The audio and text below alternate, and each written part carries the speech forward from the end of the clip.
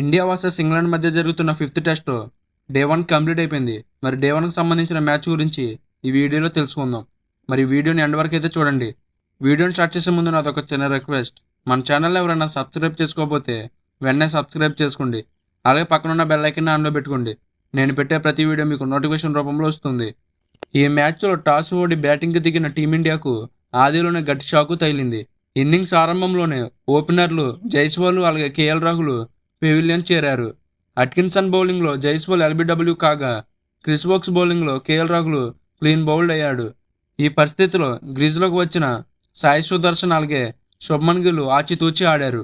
వర్షం అంతరాయం కలిగించడంతో ఆటను నిలిపివేసిన అంపైర్లు నిర్ణీత సమయం కన్నా ముందే లంచ్ బ్రేక్ ప్రకటించారు.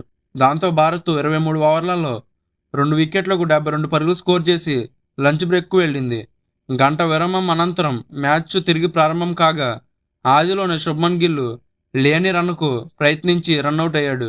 దాంతో 3వ వికెట్కు నమోదైన 44 పరుగుల భాగస్వామ్యానికి తెరపడింది.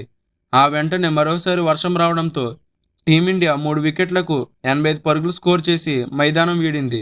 వర్షం భారీగా పడడంతో అవుట్ఫీల్డ్ చిత్తడిగా మారడంతో దాదాపు 2 గంటల పాటు ఆటకు అంతరాయం కలిగింది. దీంతో అంపైర్లు టీ బ్రేక్కు ప్రకటించారు.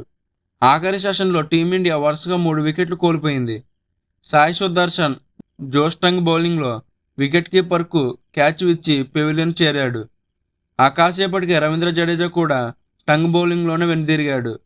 ధ్రువ్ జురేల్ అట్కిన్సన్ బౌలింగ్లో కీపర్కు క్యాచ్ ఇచ్చి పెవిలియన్ చేరాడు.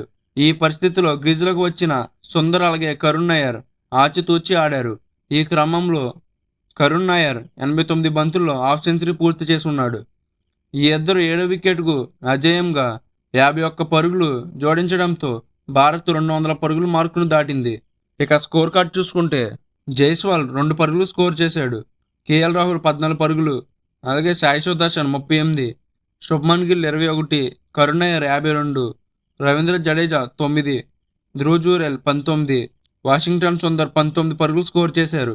ఇక బౌలింగ్లో క్రిస్ వోక్స్ 14 ఓవర్లు బౌలింగ్ చేసి 1 వికెట్ తీసుకున్నాడు. అట్కిన్సన్ 19 ఓవర్లు బౌలింగ్ చేసి 2 వికెట్లు తీశాడు. జాస్ టంగ్ 13 ఓవర్లు బౌలింగ్ చేసి 2 వికెట్లు తీశాడు. సో ఫ్రెండ్స్, ఇది డే 1కి సంబంధించిన మ్యాచ్ హైలైట్స్.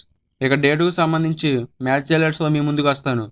ఈలోపు మన ఛానల్ని ఎవరైనా సబ్స్క్రైబ్ చేసుకోకపోతే వెంటనే సబ్స్క్రైబ్ చేసుకోండి. అలాగే పక్కన ఉన్న బెల్ ఐకాన్ ఆన్లో పెట్టుకోండి. అర్థమైందా రాజా?